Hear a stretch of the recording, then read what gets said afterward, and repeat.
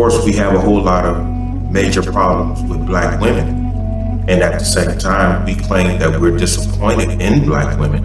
However, when we see the black women that this community is disappointed in, we don't help these black women who are in darkness by attacking them for being in darkness. We have to help these black women come out of darkness, because if you just continue to attack them in their state of being, the only thing that you're going to do because of their own rebellion against themselves is encourage that which you criticize. You're just going to encourage it. And that's all that's been going on in the community when it comes to the Israelite community and their attitudes and their motivation towards black women.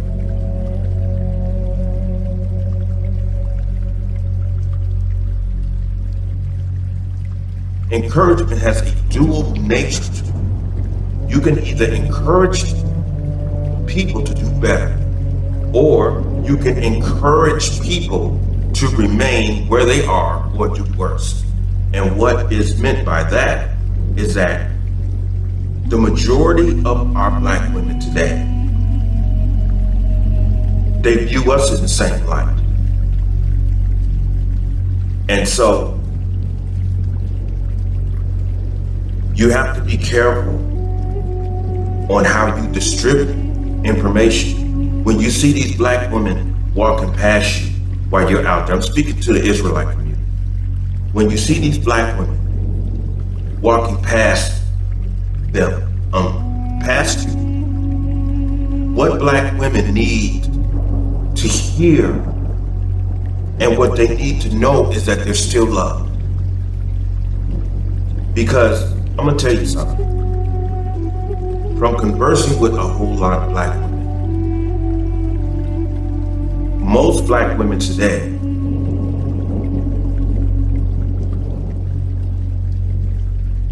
they talk this, we're the most hated and we're the most unprotected women on the planet, but we're the most educated. And therefore, due to the fact that I have a degree and all of these things, I don't need no one to love me. So what they do, their educational status manipulates them to think that they don't need love. And it really doesn't matter how educated you are. It really doesn't matter how rich you are. Every human being on this earth wants to be loved, because every human being on this earth needs to be loved. And it really doesn't matter what your status is, male or female, educated or non-educated, rich or poor. It is love in which we all need in this living journey. So I was explaining to these brothers tonight that your approach towards these black women needs to be rooted in love. I don't care how they're dressed. I don't care if they're standing there yelling at you, telling you to be quiet. What reveals you as a dedicated and real Israelite is to not allow how they dress and how they yell at you and how they approach you to detract you from what you are out there doing for the Creator as well as them. They're gonna be angry at you, they're gonna mock you, they're gonna tell you shut up, they're gonna do all of those things. You wanna know why? Because of what's sitting up inside of them today. But you have to love them in order to help them. You can't allow the hate that has been imbued inside of you because of their compromising of themselves to put you in the position to where you see them as most black men see them today, and you condemn them. You know, because you can't condemn black women and say that you're trying to help them at the same time. So what we have to understand primarily is that it doesn't matter how we feel. It doesn't matter if you know these women personally or not. The only way that these women are going to get better spiritually and morally, men of morality, the Israelites, the Christians, the Muslims, we have to understand that if love is not at the root of your approach, then it's never going to have whatever you tell them is never going to have a transforming effect on you. You want to draw women towards you in order to listen to you. That way they will see the value in what you are saying, and they will consider changing for the better because you didn't condemn them. You know, when I say again, when Yeshua walked into that dark valley that he went through, he didn't condemn the host along with the darkness that was within him. He condemned the darkness, and he explained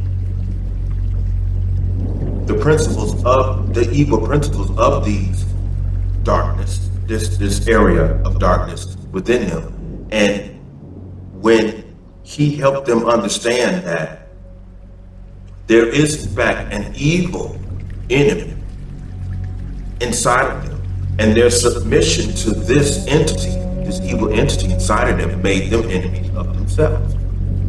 So therefore, there was an enemy within, in which made them an enemy of themselves because of their submission to it. So once it was realized that they were possessed by an evil spirit, whether it's very graphic or based upon the immorality of principles of action, he helped them understand the error of their ways. And so once they refused to claim ownership to the degree they separated themselves from this evil entity, then it wasn't their ways anymore. And when that happened, you starve that evil entity within. And as they say, once you resist evil, it flees from you because you're not giving it your attention, your mind to it anymore. And it flees from you because it's starving now, because it has nothing else of you to feed upon. And so when you come at these systems, you have to come at them in a loving spirit, in a caring spirit, and that's the only way that they are going to know that they're still loved by black men. And this is the only reason why we're standing out here. You're not standing out there for yourself. You're standing out there for an entire community. And I'm going to say this, and you can accept this or not, it really doesn't matter to me. But even when you see some Caucasian women out there, what is the point of you speaking of how black women shouldn't dress as such? And you see white women dressing the same way. And the reason why I mention that is because I see a whole lot of Israelite communities inviting white men into their communities, which I think is a good thing, because that makes a lot of Israelite communities primarily focus on the principles of righteousness instead of the Nation of Islam sounding material that we're so used to hearing. So when it all boils down to it, we all need to do better. No matter what community we were forced to consider ourselves a part of, whether it's black, white. I've even seen some Hispanic Israelites. I've even seen those out. You know? I offer this. A man had asked me one time, and I think I mentioned this in another one of my videos. He asked me, what is one of your biggest fears in life outside of something happening to your son? I told him, my biggest fear is waking up one day and there are no more black women on this planet. Imagine, brothers, imagine, in spite of what you're seeing today, imagine waking up one morning and you're walking out in this world and your eyes cannot witness gracing now on the planet, on this earth.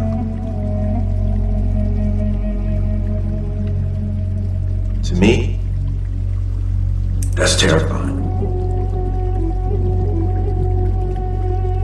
Yeah, black women are difficult. Black women are loose. Black women are complicated. However, we have to take accountability for that state of mind. We have to take accountability. Now, we're not responsible. A lot of us are not responsible for her entire condition. However, we still know their conditions. We all know what needs to be done better. And the only way that we will be able to resolve this problem that we have with black women, we have to resolve our problems as black men. The anger, the slander, the hatred for them, I've been there, bro. I know, that's why I know that I can speak on this. But beneath all of the disappointment and the hurt, because that's all it is, we're disappointed and we're hurt. You wanna know why? Because we want black women. Black women are beautiful, okay?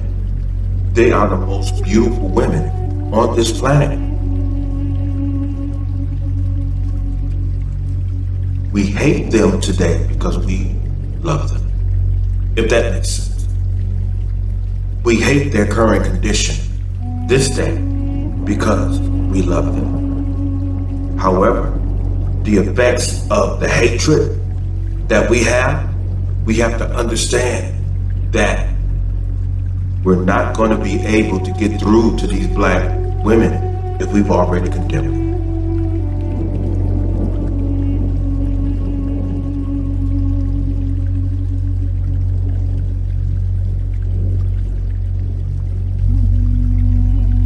All of the conversations that I'm hearing in the manosphere, the majority of the complaints that I hear in the manosphere don't have any resolve. It's just a bunch of complaints. It's just a bunch of complaints, and beating up on black women is not helping them. Telling them what they need to do is not helping them. Telling them that they need Jesus is not helping them. Telling them that they need Allah, Muhammad, it's not helping them because they have shown themselves to be irredeemable. Give it to him, baby. Go, girl. Now do it quick. Do it quick. There you go.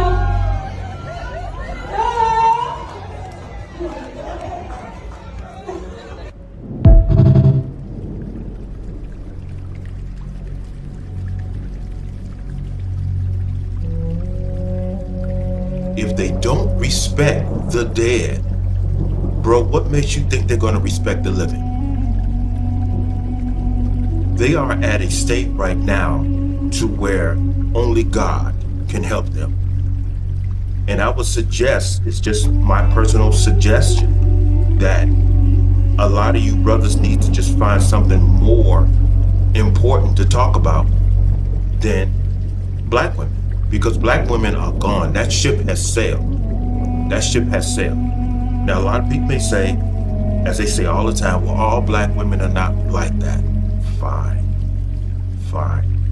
You know, I'm like what Muhammad Ali said, if you throw me in a room full of snakes, I'm not going to trust none of the snakes. Because as far as I'm concerned, they all snakes and they all can bite. Now, people can say, oh, well, that's a very closed-minded look. If you have the time to find that needle in the haystack, and I'm not talking about my age, if you want to spend all of that time trying to find that little needle in the haystack, that's you, bro. I don't have time. That's not my area. That's one of the reasons why I tell people the manosphere and that particular subject is not my area, because I don't have any compassion in that area. I don't have any compassion for black women in that particular area. It's the mentality. And if they're not willing to change here on the inside, all of your beating up on them, all of your suggestions are going to go in vain, because change comes from the individual. If they want to change, then they will. As I said to my brother Mark today, dude, it's not my area, bro. It's not my area. And I really feel for the brothers of this generation.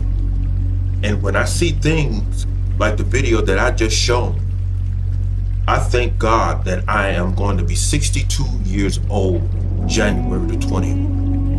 Now, if you want to learn, and if you want to join on the team of the manosphere, there are plenty brothers out there. Plenty brothers out there that you can listen to, like the Angry Man and other areas of where you can join the manosphere. But the manosphere, that's not my area. That's not my area. And I'm man enough to say so. You know, you have to have interest, concern, and compassion for them. And I don't have it. It's not me. You know, because as far as I'm concerned, they are the primary people that has destroyed this culture. You know, as Brother Malcolm said, the mother is the first teacher of the child. Now, people viewing this may say, listen to him. See, he's still talking to black. He's still talking about black women. I'm just addressing the issue. That's all I'm doing. This is a response video. This is not a video beating up on black women or anything of such. This is just a response video. But I'm not going to waste my time on a community of women who can see no wrong in what they do. No wrong whatsoever. And that's demonic.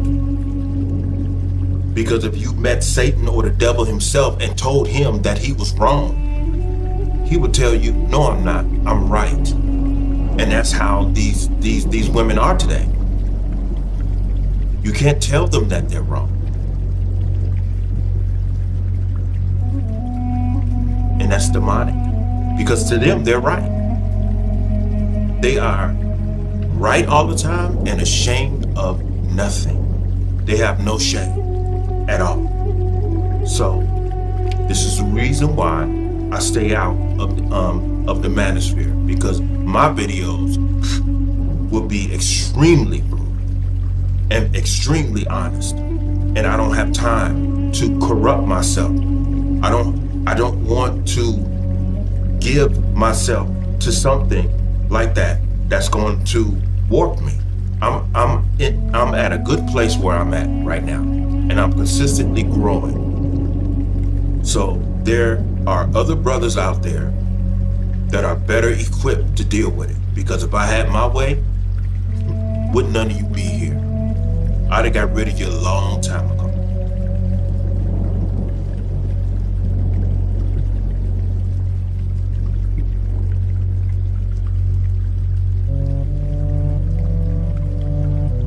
I was born in 1964, January the 20th of 1964. So I come up in Chicago, and I've seen a lot of major changes based upon moral standards when it comes to pretty much the world. However, coming up, living inside and being raised up in a very diverse, based family, I come up in an area in Chicago, Illinois, on the south side. It was called Chatham Village, where you had various families coming up in the neighborhood based upon race. We had blacks, we had whites, we had Puerto Ricans, we had only, to my knowledge, we only had like 3 Asian families who lived. We had Jamaicans. We had a very diverse community, and with that type of diverse situation, you're going to come up inside of a community at a certain point of time to where you're going to cultivate a whole lot of children who are mixed. And so by my family being as diverse as it is, the black, the Indian, the Creole, the Irish, all of those things, you are put in the position to where you're able to observe a whole lot of things based upon your curiosity. And I come up being a very curious child, very curious. And due to the fact that my family situation wasn't what most would call normal, because we, as I said before, some of my videos, that my particular household was populated by a whole lot of children who were the subjects of failed marriages. And so we were the only family in Chatham Village who lived that particular family status, you might as well say. Everyone else around us was what they would call the norm, having 2 parents in the household and having that family unit. So I never had that experience. I never had that family unit. All I was surrounded by were a bunch of relatives, people who I had the knowledge that I was related to based upon marriage.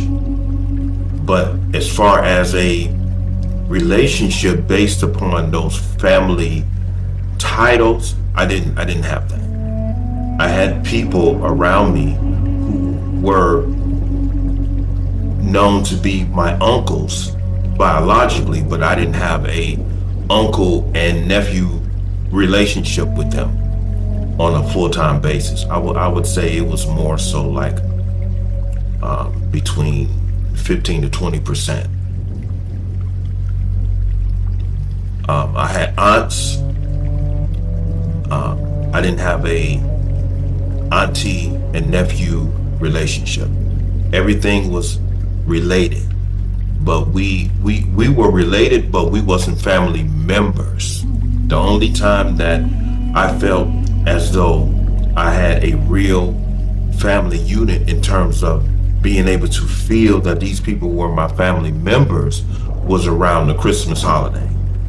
The Thanksgiving and the Christmas holidays. One of the reasons why those became my favorite times of the year is because the entire environment was at peace and everyone was enjoying the holidays, and it seemed like that everyone was family members, even though it wasn't 100% because the majority of the year we were just relatives. However, coming up in that type of environment as a kid that is always observing and taking in information, I would observe primarily the women because I was raised up around mostly women. You know, my great grandmother raised me. I had a mother, I had sisters, I had aunties. I was only around 4 uncles. I only had 4 uncles. And but as far as having a relationship in terms of communication and having discussions, I really didn't have that with my uncles. I had that primarily with my great grandmother, my aunts,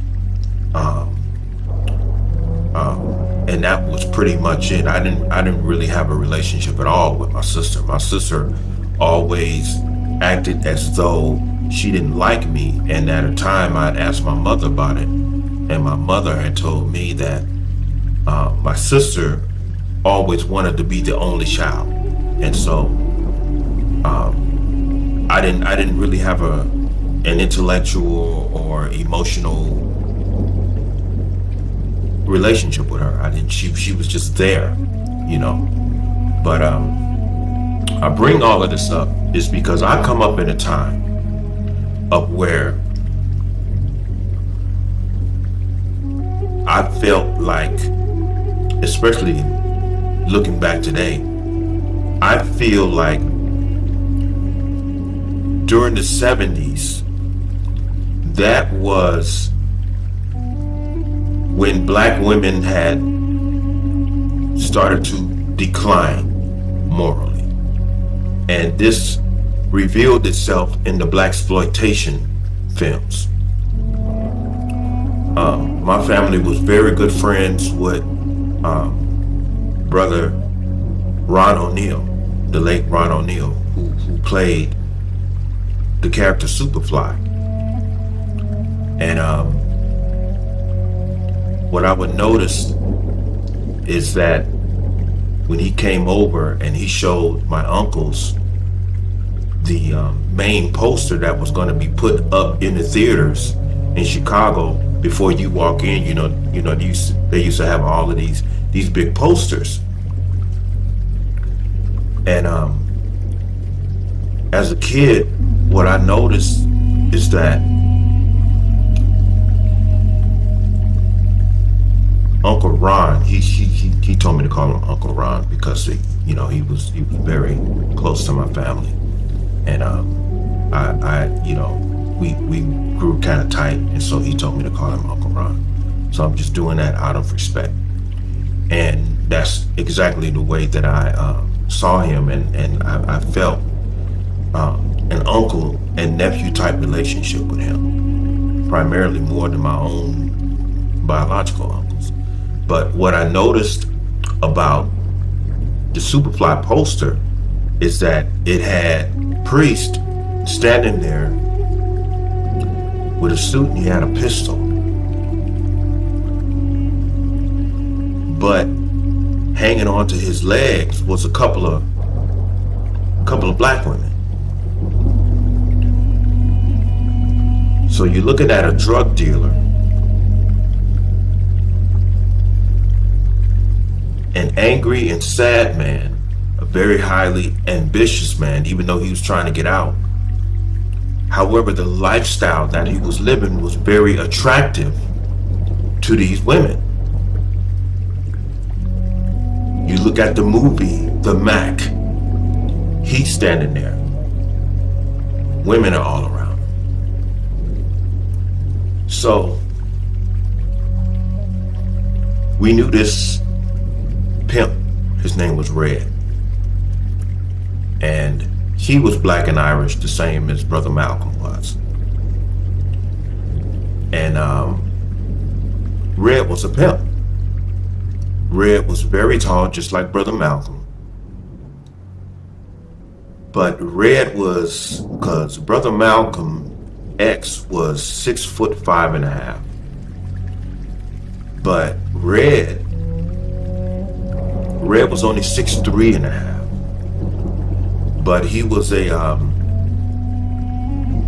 was very tall, he was very thin. He was very what most women would call attractive, because he had a whole lot of women who was liking on him, even in spite of his lifestyle. But I would notice how the women would flock to him, how they would be flirtatious with him, with knowing the type of lifestyle that he was living. He was a pimp. And I'm like, okay, I love Red, but what he's doing is immoral. Always knew that. And one time Red sat me down and he told me the whole pimp game. And I don't want to go into that too much, but he was telling me that most of these women that are up under his wing, they chose to be up under his wing because a whole lot of these women felt as though they are neglected and unprotected. And so he posed himself as a father figure to them, and he took care of them, and they took care of him. And he had told me that these women up under me, they're able to leave whenever they want to. They're able to leave whenever they want to. But in all of this observation, even outside of Red and the women who was working up under him, I saw through my mother, I saw through my sister, and I saw through my Aunt Ruth Hampton, and I saw through the various women that I used to see in the neighborhood, and just women in general. They served to have this moral decline. And I noticed this from the year 1970. However, the women back in those days, not all of them were like that. You had a whole lot of black women who were very classy. Even the Black Power women, you know, with the afros and everything, they carried themselves very ladylike and very dignified, very dignified. And so these are the type of black women that I observed when I was coming up. So even my observation was you might as well say, is a psychological dual component. You have decent black women, you have who had dignity, and you had other black women who compromised their dignity in order to survive. And you had women who were of my great-grandmother's generation who were homemakers and who were happy being homemakers. You had those were called the big mamas.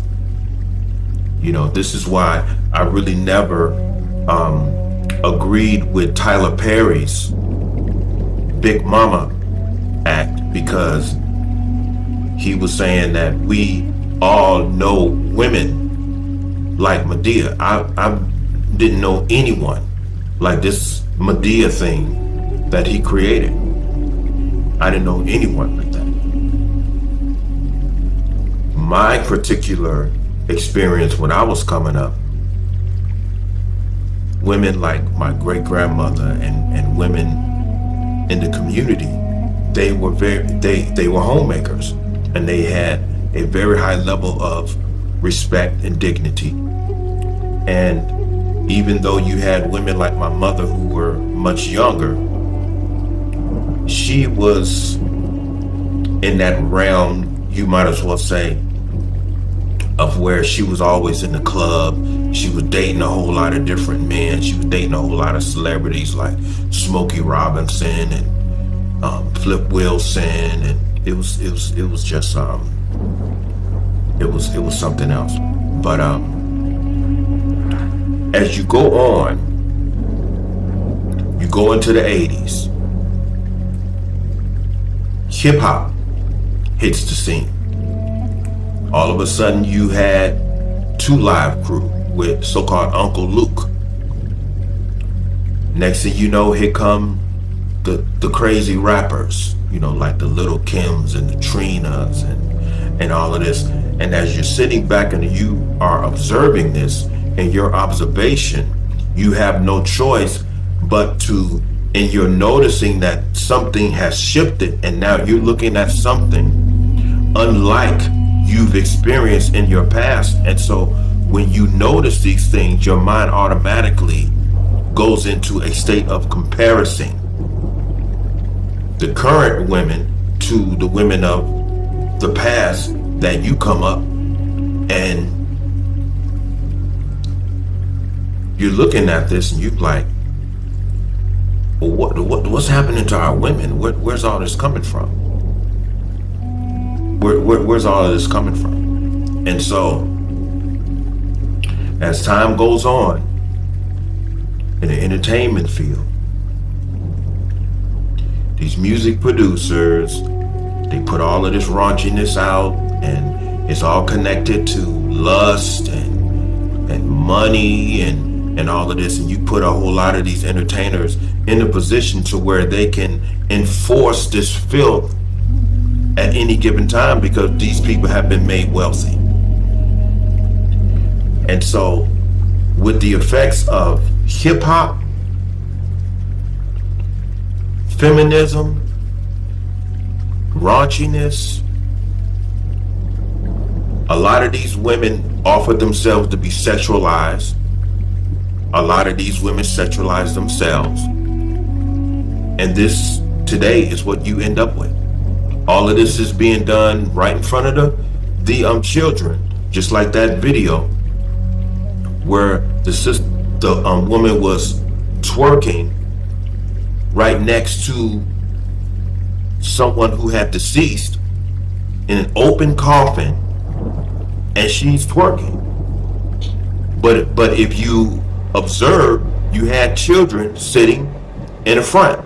They're seeing this. So this is the next generation of all of this transpiring right before your eyes.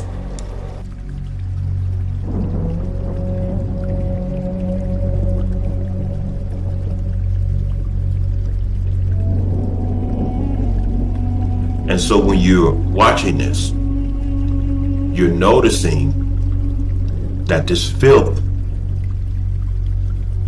is spreading amongst the community like a wicked virus, and it is.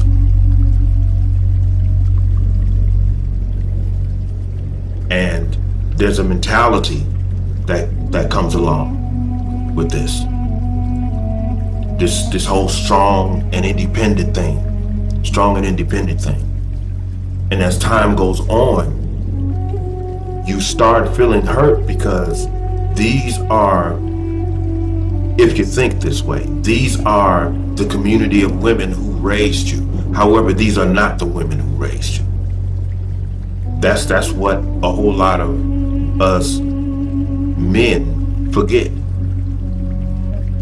This is the reason why it's easy for me to talk the way that I do.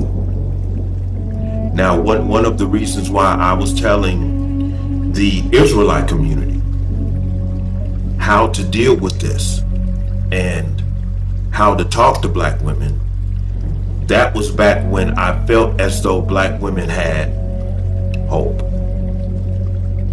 But I'm at a point right now, and they've put themselves at a point right now to where me in particular, I don't feel as though these women are willing to make a change for themselves, and they'll willingly tell you that everything is cool. And you know, I'm at a point where I don't feel as though black women can be redeemed. And before I hold on to that hot piece of coal and struggle through it like I see a whole lot of these brothers doing in the manosphere, and you keep hurting, you want them to do better, and you want them to do better, and they're always clashing against you, arguing back and forth with you, and before you know it, 10 years done went by. Me in particular, I would just rather just let it go, you know. And I'll be totally honest with you. I will be the first one to admit that I do not love black women enough to go back and forth with them. I don't love black women, so I can't help black women. Because black women do not want to help themselves. They are on a consistent moral decline. Consistent. And they don't care. You can't tell them anything. You can't tell them nothing. And if a whole lot of brothers are not careful, before you know it, 5, 10 years be done went by, you know, and you 50, 45, 50 years old, you still haven't found that black woman. Well, I know there's a black woman out there for me. I'm not encouraging to go towards another race. And if I am, so what? You know, what does that have to do with anything? Find someone who's going to give you peace of mind. And the current condition of the black women in this community right now, the normal personality that they are constantly enforcing, if that brings you peace, power to you, bro. Good luck. But the way black women are this day, this black woman can't give me peace. She can't give me peace because she's too full of hell.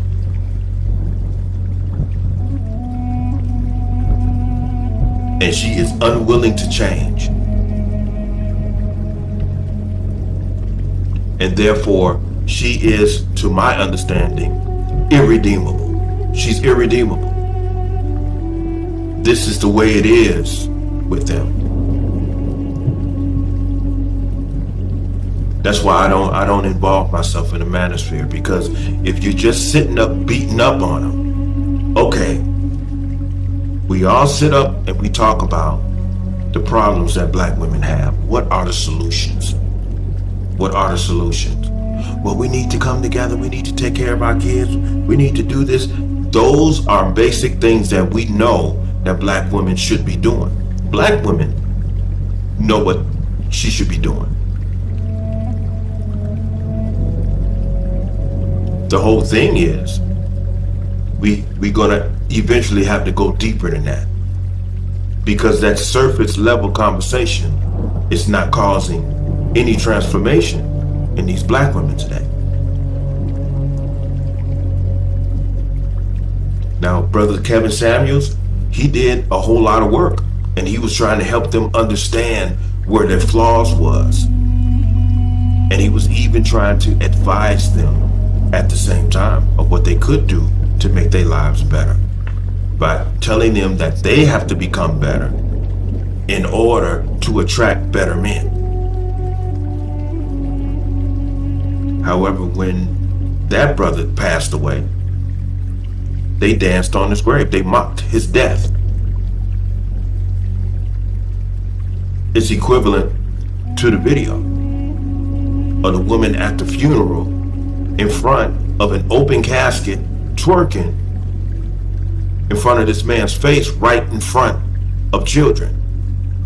See, when I see things like that, I say, it's over. I'm done. It is over. It's over. You have to let them go. You have to let them go. I've let them go. You know. So the reason why I'm making this video is because Brother Walter had brought to my attention about my videos with the Israelites, when I was advising them on how to approach black women, and when I was dealing with the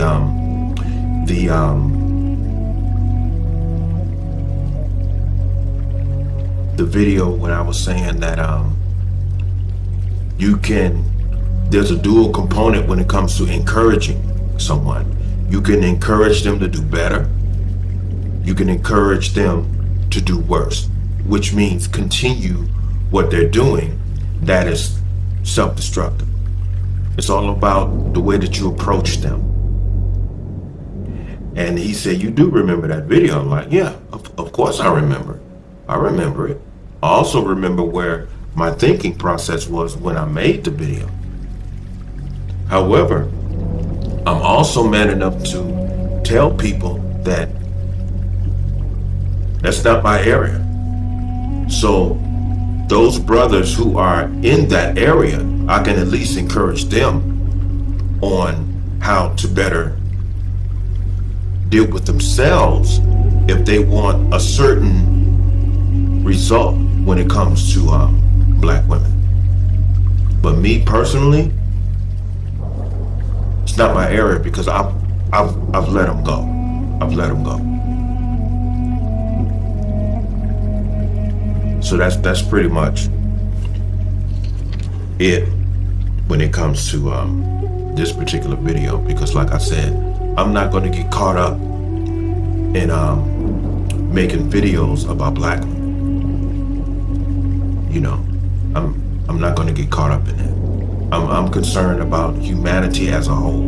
We all need to get ourselves together within, you know,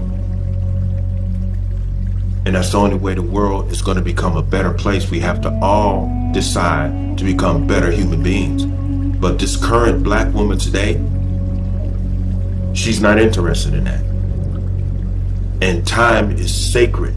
None of us know how much time we have on this earth. And the biggest mistake is a lot of us think that we do.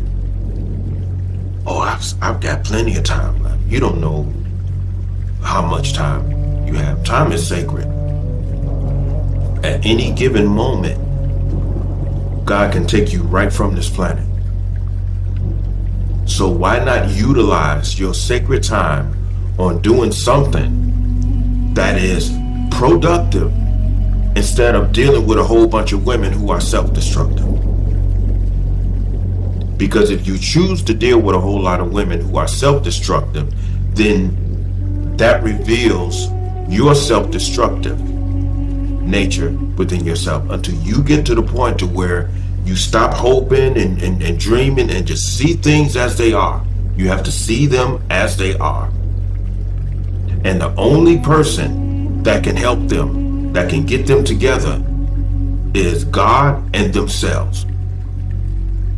Because I feel as though we have enough going on with us black men that we need to focus on ourselves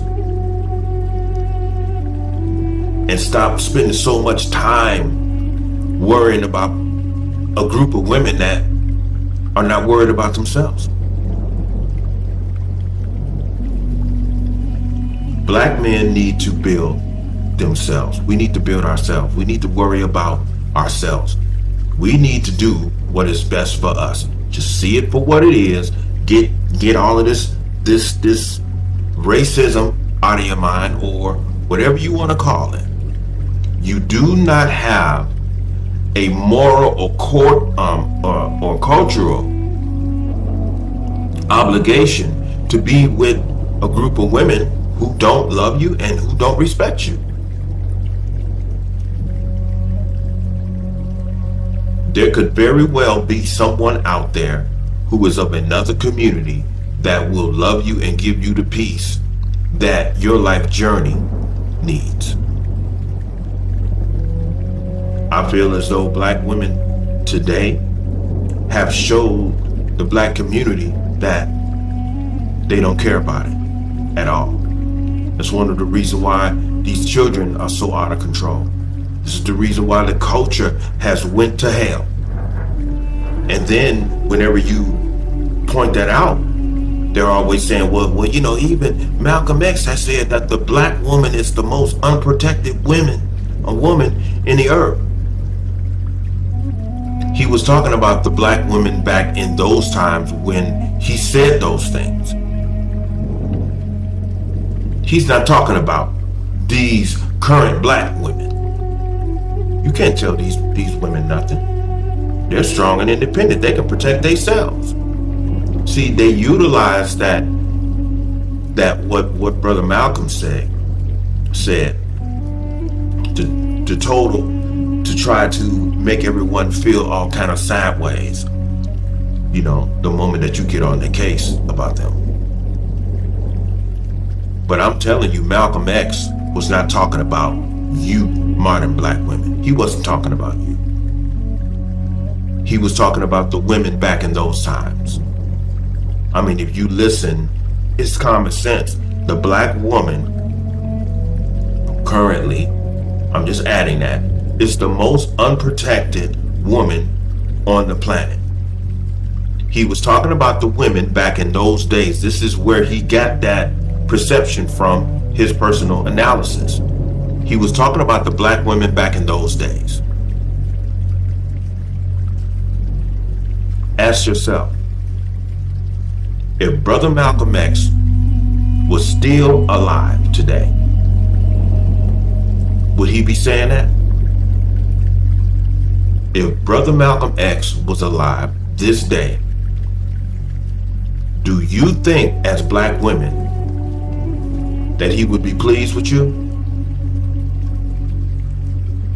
I think not.